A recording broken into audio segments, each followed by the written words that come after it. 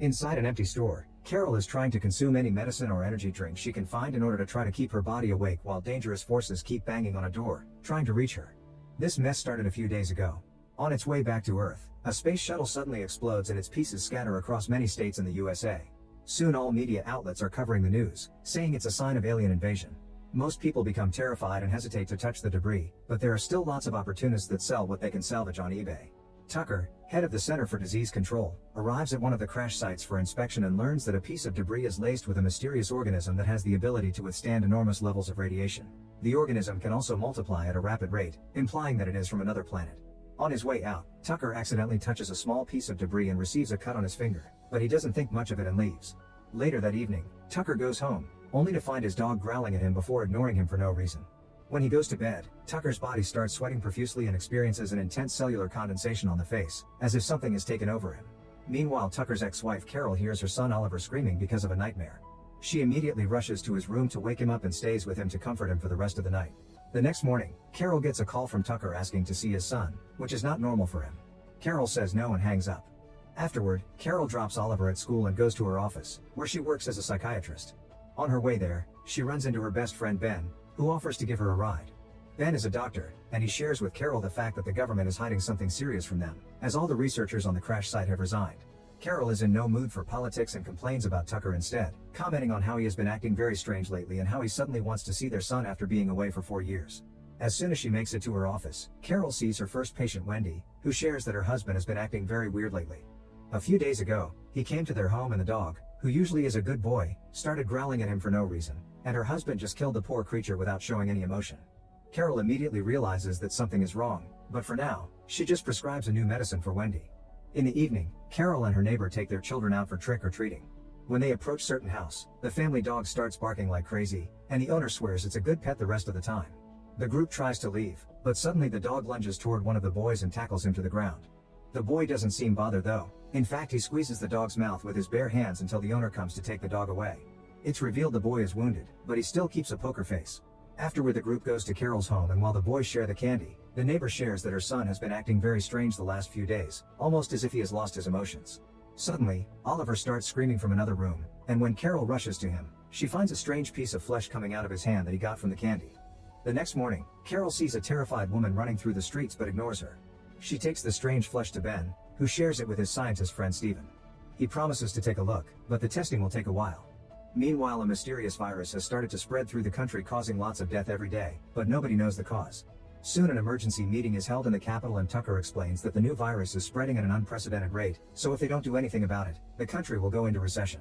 When some researchers ask about a possible solution, Tucker says that the only way to stop the spread is by conducting an inoculation program. Meanwhile, many infected waiters throw up right into the tea that they are going to serve to the guests. After leaving the hospital, Carol notices a homeless guy having a seizure on the streets, but unlike the terrified woman, he's being helped. When she makes it to her office, Carol is shocked to find Wendy's husband there, and he refuses to leave until he sees his wife. He also never shows any emotion as he speaks. Carol calls Wendy to warn her and saves her from entering the building, so Wendy takes a taxi to stay with her sister instead. Later that night, Carol reluctantly decides to let Oliver spend time with Tucker since it's his right as the father. On their way to Tucker's house, a terrified woman suddenly appears in the middle of the road. Luckily, Carol hits the brakes just in time. The woman desperately asks for help as she insists that something terrible will happen soon, but before she can add more details, a car suddenly runs her over. Carol notices the driver still keeps a poker face during such a horrible accident, and when the cops arrive at the scene, she immediately wants to testify against him.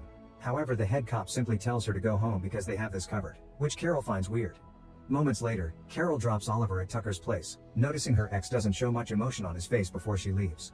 Afterward, she meets Ben to attend a very fancy party, where they have a very philosophical conversation with diplomat Belisk, his wife Ludmilla, and Dr. Yorsh. After the party, Ben takes Carol home and tries to kiss her, but Carol soon breaks the kiss because she doesn't want to ruin their friendship. Once inside, Carol sends Oliver a message and suddenly hears someone at the door. She only opens it a bit and finds a man asking questions for the census department, which doesn't make sense at this hour. Carol tries closing the door in his face, but the man puts his hand inside, triggering a struggle between the two of them. At last, Carol wins and locks the door, causing the man to go away.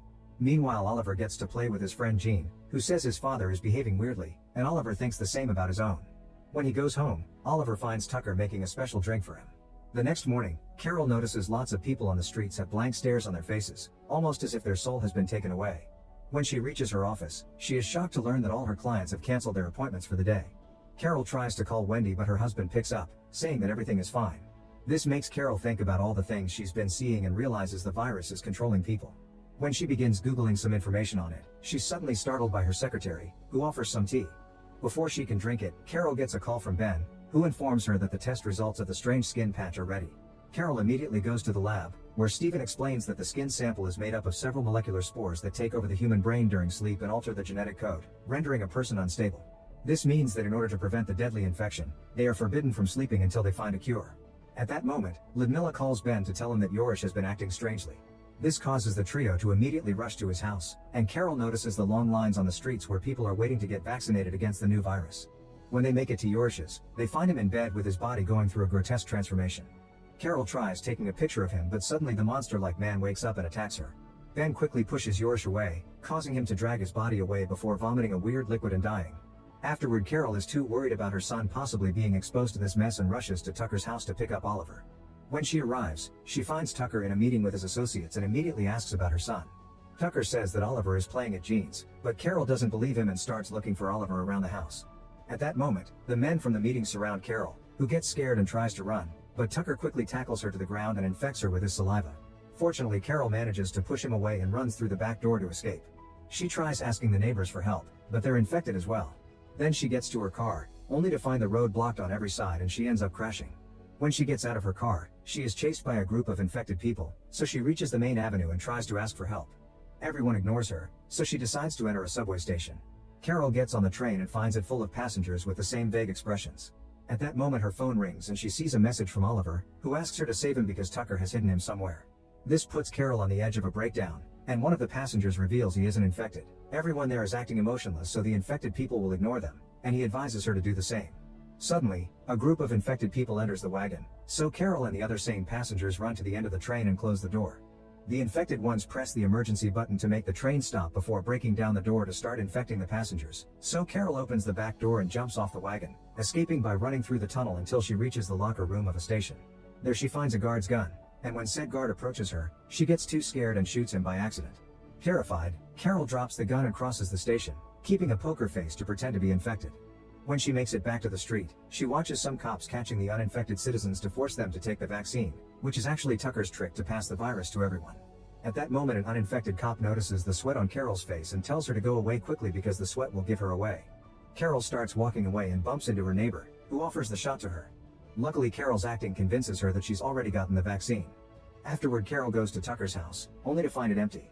She leaves a message for Oliver before going out again, and she finds a bunch of people watching a couple end things for themselves.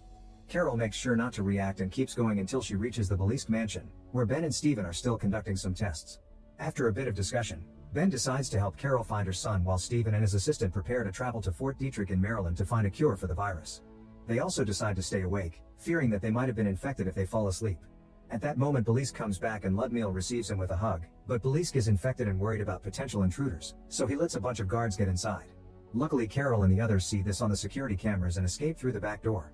When they reach the streets, they notice Wendy being forcefully taken away by infected cops. She tries fighting against them, yelling that she slept yet she was still okay, but the cops knock her out anyway. After the group splits, Carol and Ben chat about Wendy's words and deduce that Wendy has somehow developed an immunity to the virus. Then the duo finds a dead cop on the ground, so they steal his car and go to Carol's office, where they begin searching through Wendy's medical profile. Ben finds out that Wendy was suffering from a brain illness called encephalitis, and that's why she's immune. The virus only tends to attack healthy brains so that it can feed and multiply its number. Ben calls Stephen at the lab to give him this new information while Carol gets another text from Oliver mentioning that he's being held at his grandmother's home in Baltimore. Scared, Carol confesses to Ben that she has already been infected with the virus, but Ben promises that everything will be alright. Afterward, Ben drives like a maniac to the city, crossing blocked roads until he has no choice but to let Carol go so the police will chase him instead. Carol continues on foot, and when a cop stops her, she presents her ID with a poker face and is allowed to leave. Eventually, Carol reaches the station and boards the train to Baltimore, where she hides in the bathroom. The lack of sleep is starting to take its toll on her and she starts having visions, like seeing a second self in the mirror that wants to attack her. She wakes up just in time, and after washing away a piece of that strange flesh, she opens the door to find Gene, who explains he lost his family and now he's part of hers. He keeps asking her to sleep, and Carol pretends she'll do exactly that, but in private. Once the train reaches Baltimore, Gene checks on her again and finds her removing more flesh pieces from her body, so he stays suspicious. Tucker comes to escort Carol and Jean to his mother's place, believing Carol's a motionless act. Oliver isn't around, but Carol continues to act around the family, and when she gets a call from Ben, she talks in code pretending it's her secretary. When Tucker finally leaves for work, Carol uses the opportunity to search the house and finally finds Oliver in a room. The two of them hesitate at first, but once Carol says a couple of emotional words to confirm she's fine, they reunite with a hug. Oliver mentions that he's been sleeping every day but still hasn't transformed, and Carol realizes the medications for his sleeping disorder have made him immune. Suddenly Jean catches them red-handed, but Carol easily pushes him away and rushes out with her son. On their way out, Tucker sees them through the window and immediately goes after them, starting a chase through the streets. Oliver finds a broken window in an abandoned warehouse and they hide there, but Tucker comes inside too. While he monologues like a bad villain, Carol tries to sneak to the door, but Tucker catches her from behind and tries to knock her out. Oliver cuts in and hits his dad with a metal tool, so Tucker captures him instead. This gives Carol the chance to hit him on the head and knock him out, allowing them to escape. Afterward, Carol and Oliver hide inside an empty department store. Carol searches the medicine section and finds an injection, which she shows to Oliver as she explains she wants him to inject her heart with it if she ever falls asleep. Then they go looking for some food and Carol gets a call from Ben, who learns about their location and promises to pick them up soon. While his mother's busy on the call, Oliver slowly approaches a door with blood splattered nearby, but luckily Carol stops him before he can open it. Instead, she goes inside herself and finds multiple people on the ground going through the transformation. The group includes a cop, so Carol very carefully comes closer to take his gun before rushing outside and locking the door, telling Oliver to stay away from it. Hours start to pass while they wait for Ben, and while Oliver sleeps, Carol desperately searches for anything she can use to stay awake, going back to the beginning of the story. Unfortunately, this isn't enough and Carol falls asleep anyway. Eventually, the infected people inside the room wake up and begin hitting the door as they try to get out. The noise wakes Oliver up and he discovers her mother has fallen asleep, so he immediately injects her with a syringe, which wakes her up and cancels the transformation just in time. Then Carol washes the weird flesh off her face and leaves the bathroom to discover Ben has finally arrived.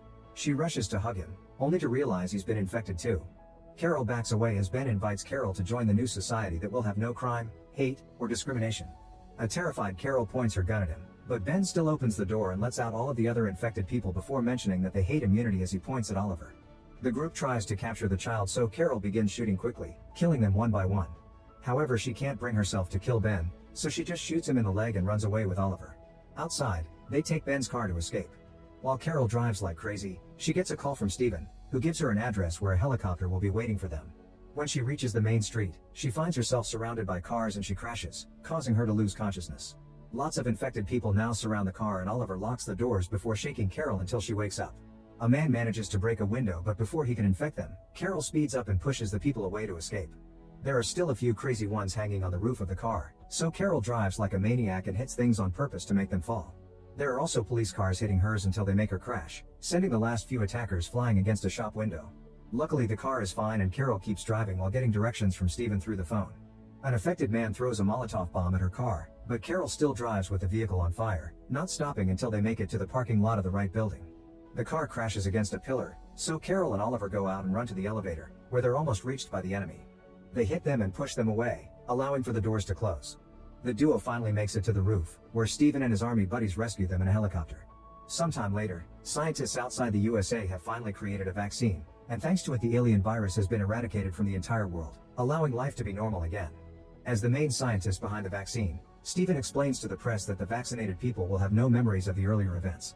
Meanwhile, Carol has adopted Jean and she is now in a relationship with Ben. While the boys leave for school, Ben reads the newspaper and comments on the violent crimes committed by people, which leaves Carol thinking about the aliens' offer of peace.